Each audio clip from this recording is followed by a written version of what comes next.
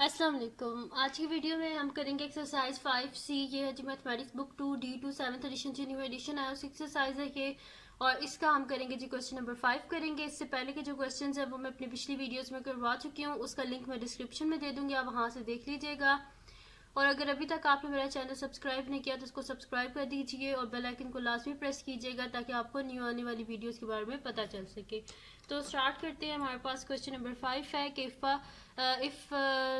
यहाँ पे if a stores prices each book at $X, यानी कि अगर वो कह रहे हैं कि हर बुक जो है वो $X की है, तो वो कह रहे हैं टोटल कितनी बुक्स सोल्ड हुई हैं। 64 minus 8x books will be sold, कि वो सोल्ड होंगी। ठीक है। The total amount of money earn from the sale of book is $Y। वो कह रहे हैं टोटल अमाउंट जो उन्होंने अर्न किया है वो कितनी है, $Y है। Express y in terms of x। सबसे पहले y को इन टर्म्स ऑफ x लिखना है। देखें, कह रहे हैं कि अगर हर बुक की प्राइस $X है, तो अगर जो है 64 माइनस 8x बुक जो है वो बिकनी है, तो टोटल कितनी प्राइस होगी। तो वो होगी हमारे पास, इन दोनों को जाहिर सी बात है आपस में मल्टीप्लाई करेंगे तो ही हमारे पास अमाउंट आएगी, टोटल अमाउंट आएगी। और उन्होंने क्या लिखा हुआ है, टोटल अमाउंट किसके इक्वल है, $Y के। तो जो हम रिलेशन बनाएंगे उसमें क्या आ जाएगा, $Y इज इक्वल टू, इन दोनों को मल्टीप्लाई कर देंगे। तो नेक्स्ट शीट लेते हैं और उस पर इसका सोल्यूशन स्टार्ट करते हैं। और हमारे पास है जी, मैं यहाँ पे लिख देती हूँ फिर कि सोल्यूशन और फर्स्ट क्या है ये। ठीक है, तो हमारे पास क्या इक्वेशन बनेगी, टोटल उन्होंने बोला है कि अमाउंट जो अर्न है वो किसके इक्वल है, $Y की, यानी कि y के इक्वल है। और y किसके इक्वल होगा, वो कह रहे हैं कि अगर हर बुक की प्राइस x है और कितनी बुक सेल होनी है 64 माइनस 8x, यानी कि इन दोनों को हम आपस में मल्टीप्लाई कर देंगे तो x इंटू 64 माइनस 8x। तो ये बन गई जी हमारे पास इक्वेशन फर्स्ट। अब सेकंड पार्ट क्या है हमारे पास कि on a sheet of graph paper using a scale of 2 centimetre to represent $1 on the x-axis and 1 centimeter to represent $10 on the y-axis. Draw the graph of y for 0 is less than equals to x and x is less than equals to 8। ठीक है, x की values जो है वो 0 से लेके 0 से बड़ी होनी चाहिए, 0 इंक्लूडेड है क्योंकि नीचे ये साइन डला हुआ, यानी कि ये हमारे पास क्या, x is greater than and equals to, यानी कि 0 से बड़ी वैल्यूज और 8 तक। ठीक है, x is less than equals to, यानी कि 8 और 8 से छोटी वैल्यूज। ठीक है, तो यहाँ पे हमें वो वैल्यूज लेनी है। ठीक है, तो सबसे पहले हम एक टेबल बना लेते हैं, उसके बाद ग्राफ पेपर पे उनको प्लॉट कर लेंगे।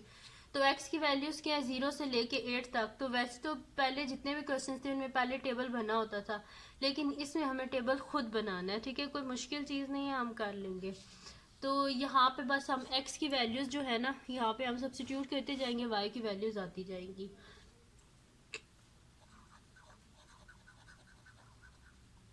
मैं यहाँ पे लिख लेती हूँ सोल्यूशन सेकंड पार्ट का है। ठीक है, अब हमने क्या करना है कि यहाँ पे ना x की वैल्यूज़ हम जो है सब्सटीट्यूट करते जाते हैं और y की वैल्यूज़ आती जाएंगी। ठीक है, तो मैं यहाँ पे x की वैल्यूज़ उन्होंने क्या कहा है, कहाँ से स्टार्ट होनी चाहिए, 0 से लेके 8 तक। तो पहले लिख लेते हैं when x is 0, when x is equals to 0, y is equals to 0 into 64 minus 8 into 0। ठीक है, ये आ गया हमारे पास, यानी कि y 0 है, यानी कि पूरा 0 ही हो जाएगा। ठीक है, तो यानी कि जब x 0 है तो y भी क्या है हमारे पास 0। मैं यहाँ पे एरो लगाती जाती हूँ ताकि मुझे पता चलता जाए जहाँ पे मैंने वैल्यू सब्स्टिट्यूट की। ठीक है, फिर x की वैल्यू डाल देते हैं 1, when x is equals to 1। तो हमारे पास क्या हो जाएगा, y is equals to x की जगह हम क्या कर देते हैं, ये इक्वेशन है x इंटू 64 माइनस 8x। यहाँ पे जहाँ पे x है उसकी जगह 1 लिख देते हैं। तो y is equals to 1 into 64 minus 8 into 1। तो y is equals to 64 minus 8। तो 64 में से 8 को माइनस करें तो पीछे कितने बचते हैं, 56। तो y इज इक्वल्स टू 56। ठीक है, जब x हमारे पास 1 है तो y का आंसर क्या आया, 56। ठीक है, अब x की वैल्यू क्या सब्स्टिट्यूट कर लेते हैं, 2 सब्स्टिट्यूट कर लेते हैं। हाँ, तो यहाँ पे हमारे पास मैं लिख लेती हूँ when x is equals to 2, when x is equals to 2, equation क्या है, y is equals to x into 64 minus 8x, y की जगह 2 लिख देते हैं, 2 इंटू 64 माइनस 8 इंटू 2, ठीक है। तो y is equals to 2 into 64 minus 8 two ज़ा 16, ठीक है। y इज इक्वल्स टू 64 में से 16 को हम माइनस कर देते हैं, तो 64 माइनस 16, तो ये हमारे पास आ रहा है 48, 2 इंटू 48, यानी कि y क्या आ जाएगा हमारे पास, 48 को 2 से मल्टीप्लाई कर देते हैं, 96 आ रहा है, ये देख लें y 96, तो मैं यहाँ पे लिख देती हूँ y इज इक्वल्स टू 96। तो जब x 2 सब्सिट्यूट किया है तो y का आंसर क्या आ रहा है, 96। अब आगे यहाँ पे हम साइड पे कर लेते हैं, x की वैल्यू को 3 सब्सिट्यूट कर लेते हैं, ठीक है। मैं यहाँ पे लिख देती हूँ when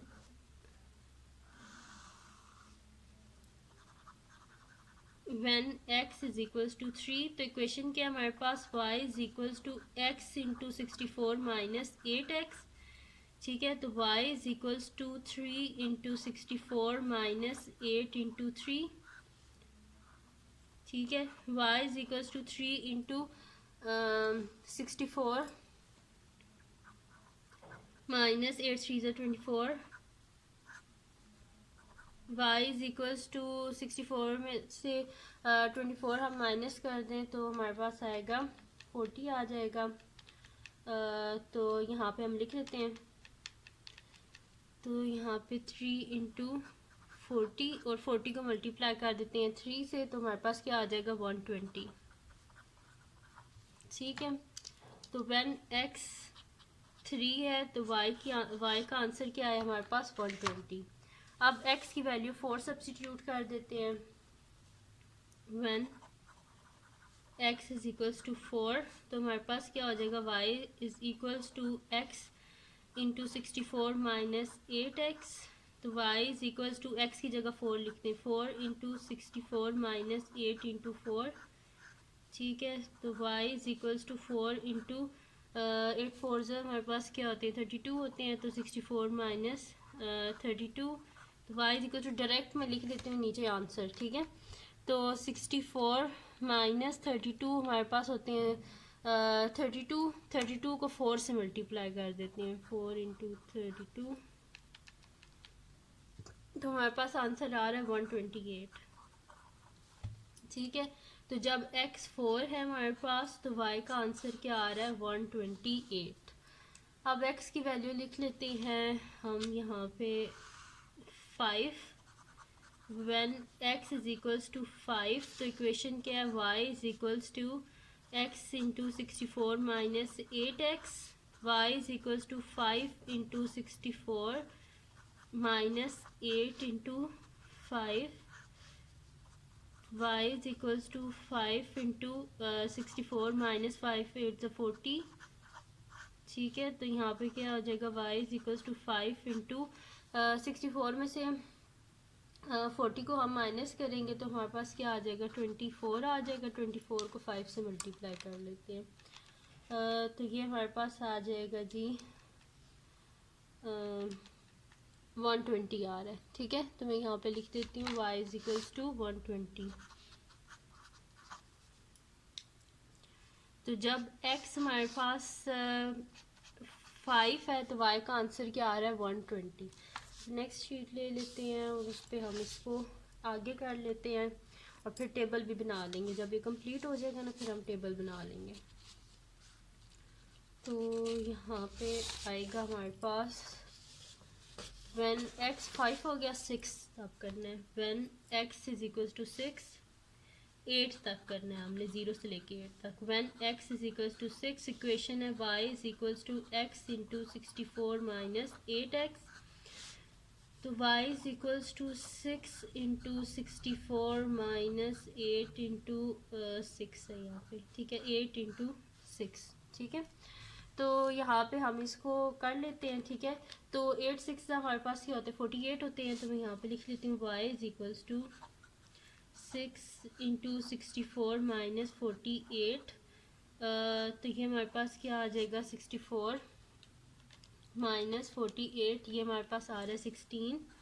y is equals to 6 into 16, y is equals to 16 को 6 से मल्टीप्लाई कर देते हैं, देखिए 96 आ गया, ठीक है।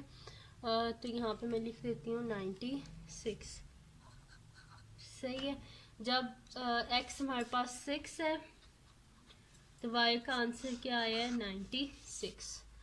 अब हम करते हैं x 7, ठीक है। तो मैं यहाँ पे लिख देती हूँ when x is equals to 7, equation है हमारे पास y is equals to x into 64 minus 8x, तो y is equals to 7 into 64 minus 8 into 7, ठीक है। तो y is equals to, यहाँ पे हम इसे कर लेते हैं, 56 आता है, 8 7 इंटू हमारे पास क्या हो जाएगा 64 माइनस 56, तो y इज इक्वल्स टू 64 में से 56 माइनस कर लेते हैं, तो हमारे पास आता है 8, ठीक है। 7 इंटू 8, तो ये हमारे पास आता है जी 56, तो y का आंसर क्या आ रहा है हमारे पास 56, ठीक है।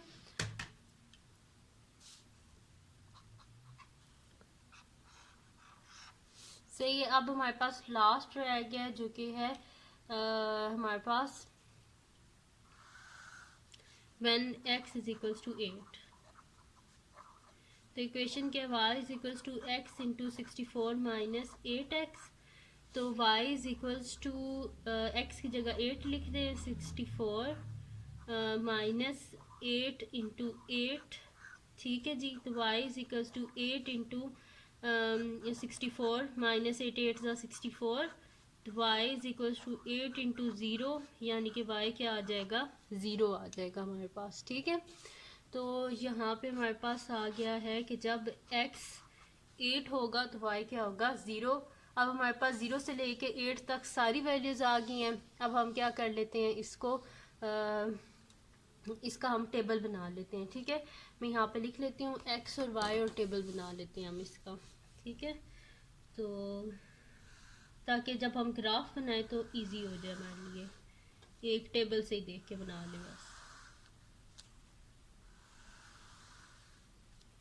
तो मैं यहाँ पे लिख देती हूँ x y, तो जब x 0 था हमारे पास तो y का आंसर क्या आया था, 0, ठीक है। फिर जब x हमारे पास था 1 तो y आया था 56, x 1 y 56। फिर जब x 2 था तो y आया 96, x 2 y 96। फिर x 3 है तो y 120,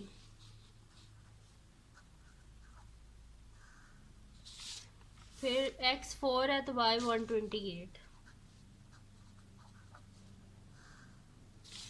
फिर x 5 है तो y क्या है हमारे पास 120,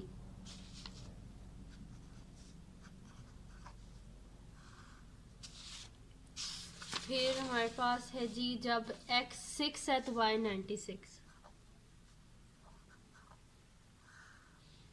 7 पे 56 और 8 पे 0, ठीक है जी। तो ये बन गया हमारे पास पूरा टेबल, ठीक है। अब ग्राफ पेपर लेते हैं, और ग्राफ पेपर पे ना मैंने पहले से ये बना लिया था, ठीक है।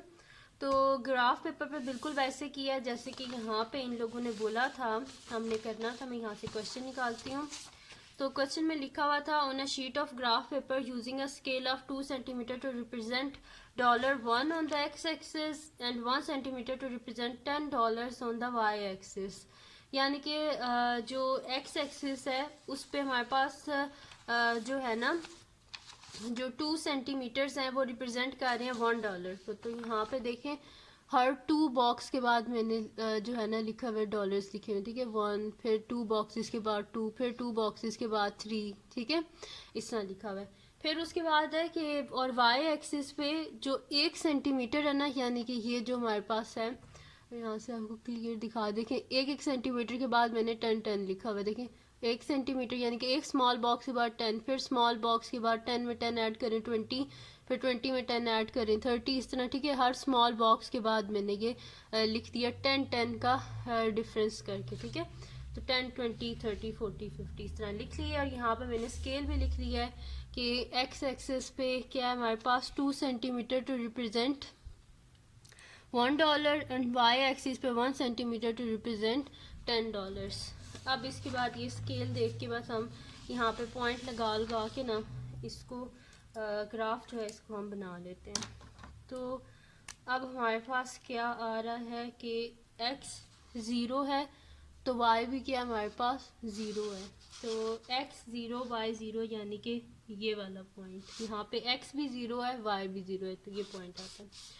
उसके बाद है x 1 है y 56 है, x 1 y 56। अब इसमें जो हमारे पास है ना ये स्मॉल बॉक्स जो है ये जैसे कि ये 50 है ना मेरे पास, तो इसके बाद जो नेक्स्ट मेरे पास ये स्मॉल बॉक्स है ना ये मेरे पास रिप्रेजेंट कर रहा है $2 जैसे 50 है ना 52, 56, 58, ठीक है, 52, 54, 56, 58 और फिर उसके बाद 60, ठीक है। हर यहाँ पे देखें, दोबारा बता देती हूँ, शायद पहले आपको सही नज़र ना आया हो। ये 50 है, ये 52, 54, 56, 58 और फिर 60, यानी कि जो बिल्कुल स्मॉल सा बॉक्स है ना ये रिप्रेजेंट कर रहा है हमारे पास $2 को, ठीक है। तो हमारे पास आंसर क्या आया कि जब x 1 है तो y क्या है 56, तो x 1 ये x 1 है तो y क्या है 56, तो 2, 4, 6 ये वाला पॉइंट आता है। मैं आपको दिखा भी देती हूँ दोबारा से, ये देखें x 1 y 56, ये 50 है, 52, 54, 56, तो ये पॉइंट लगा लिया। उसके बाद x 2 है y 96 है, तो x 2 y ये 90 है 2, 4, 6, ठीक है। इस तरह इसका मैंने डॉट लगा लिया। ये x 2 y ये देखें ये हमारे पास 90 है यहाँ पे, तो 92, 94, 96, ठीक है।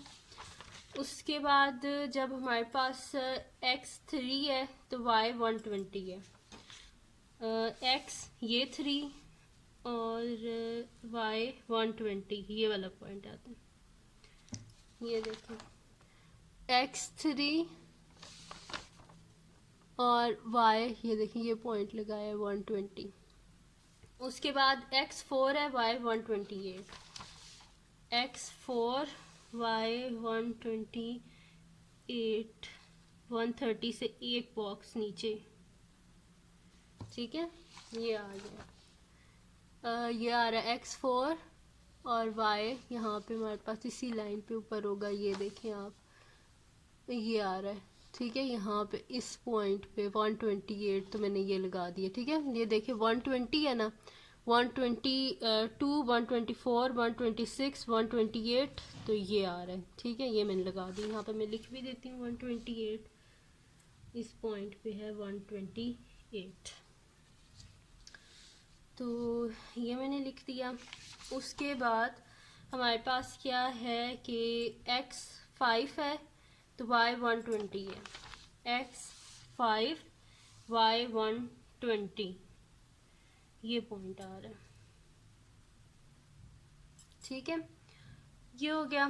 फिर उसके बाद है x 6 है तो y क्या है 96, ठीक है। x 6 y 96, तो ये दोबारा से 96 आ रहा है y, और ये 6 कहाँ पे, ये हमारे पास 6, ये हमारे पास आ रहा है 100 और यहाँ पे 98, ये 96, ठीक है।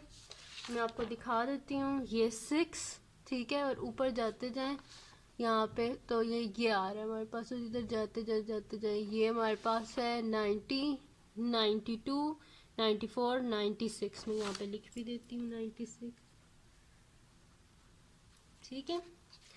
तो ये 96 मैंने लिख भी दिया, और ये देखें एक ये आया था 96 2 पे और एक आया 96 6 पे, ठीक है। ये हो गया। उसके बाद 7 कर लेते हैं हम। तो 7 पे आ रहा है हमारे पास 56, ये 50 है, ये 60 है, तो 60 से 2 पॉइंट्स नीचे ये आ गया। ठीक है, ये देखें x 7 है और यहाँ पे इसको थोड़ा सा डार्क कर देती हूँ। ये देखें x 7 है, तो यहाँ पे जो है हमारे पास क्या है 56 y की वैल्यू। तो यहाँ पे पीछे जाके देखें तो ये 50 है, तो यहाँ पे ये वाला पॉइंट क्या है हमारे पास 56। ठीक है, तो 56 किस किस पॉइंट पे आया है, एक तो 1 पे 56 आया है हमारे पास और एक 7 पे जाके 56 आया है हमारे पास, और फिर क्या है हमारे पास 8 पे 0। तो यहाँ पे ये पॉइंट आ रहा है हमारे पास, ये हमारे पास 8 है और y कहाँ पे 0 है, इस लाइन पे ये 0 है सारा। ठीक है, यानी कि ये वाला पॉइंट आता है। अब पेंसिल लेती हूँ, सबसे पहले पेंसिल से मैंने कनेक्ट कर लेती हूँ आपस में ताकि कुछ गलती ना हो, क्योंकि पेंसिल से अगर पहले किया होगा तो फिर उसको इरेज भी कर सकते हैं अगर मैंने किसी जगह से कोई लाइन टेढ़ी वगैरह होगी तो इसको पेंसिल, क्योंकि एक स्मूथ कर्व होता है ना, वो हमने बनाने स्केल से बनाया तो फिर वो स्मूथ नहीं बनेगा। तो इनको हम आपस में ज्वाइन कर लेते हैं। ठीक है, इसको यहाँ से लेके आते हैं। ठीक है, सही बन गई। अब इन दोनों को हम आपस में ज्वाइन कर लेते हैं। ये होगी ज्वाइन, फिर इन दोनों को ज्वाइन कर लेते हैं हम, फिर इन दोनों को ज्वाइन कर लेते हैं हम, फिर इन दोनों को, इसको थोड़ा सही कर लेते हैं। ठीक है जी, यहाँ से थोड़ा कर्व टेढ़ा मैंने कर दिया था, तो ये आया और ये यहाँ पे। ठीक है जी, फिर इसको इसके साथ ज्वाइन कर देते हैं हम, फिर इसको इस पॉइंट के साथ और फिर इसको नीचे। ठीक है जी, तो ये बन गया हमारे पास हमारा कर्व। ठीक है, तो इसको अब मैं क्या करती हूँ, मार्कर से कर देती हूँ यहाँ पे। ठीक है, और फिर उसके बाद क्या हम देख लेते हैं कि थर्ड पार्ट में उन्होंने हमें क्या कहा है, हमने क्या करना है। मुझे लास्ट वाली लाइन टेढ़ी लग रही है, इसको थोड़ा सीधा कर लेते हैं। और पेंसिल से पहले करिएगा क्योंकि सारी मेहनत आपकी ज़ाया हो जाएगी अगर आपने डायरेक्ट मार्कर या पेन से किया तो। ठीक है, अब सीधी हो गया। चलें जी, अब हम करते हैं, लेते हैं एक मार्कर और इससे इसको ट्रेस कर लेते हैं जो हमने पहले लाइंस लगाई हैं।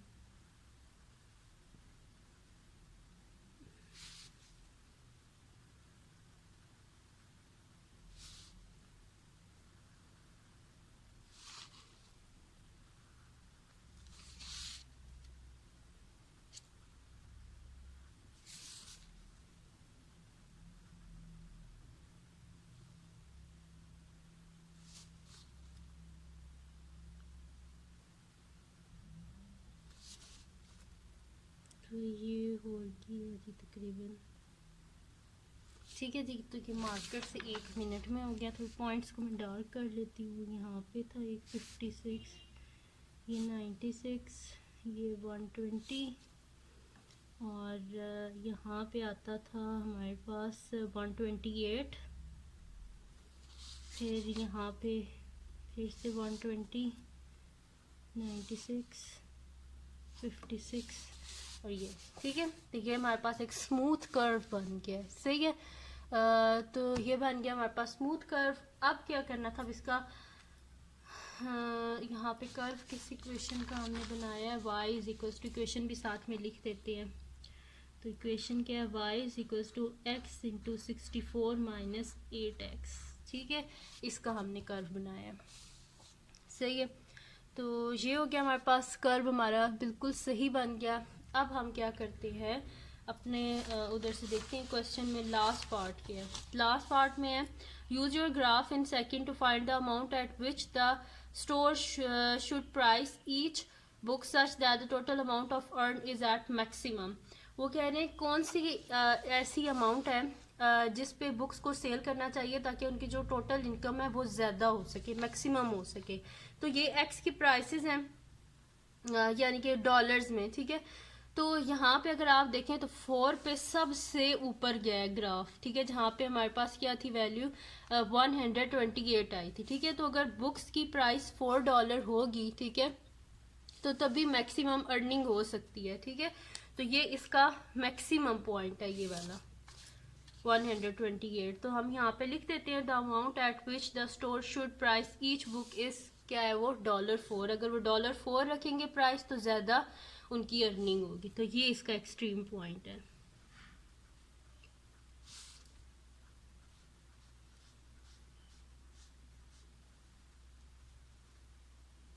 ठीक है जी, जहाँ पे हमारे पास क्या आई है y की value 128।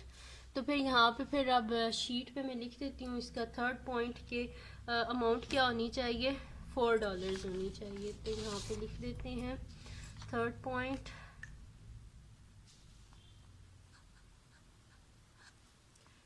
the amount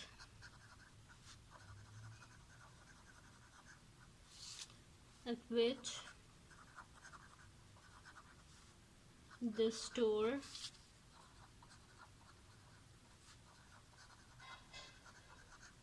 should price each book is कितने डॉलर्स होने चाहिए, $4, ठीक है। अगर $4 वो रखेंगे ना तो उनकी जो मतलब कि टोटल अमाउंट है ना वो सबसे ज़्यादा आएगी, यानी कि मैक्सिमम जो उनकी अमाउंट आ रही, देखें और किसी पॉइंट पे मैक्सिमम नहीं आ रही, 4 पे ही मैक्सिमम आ रही है।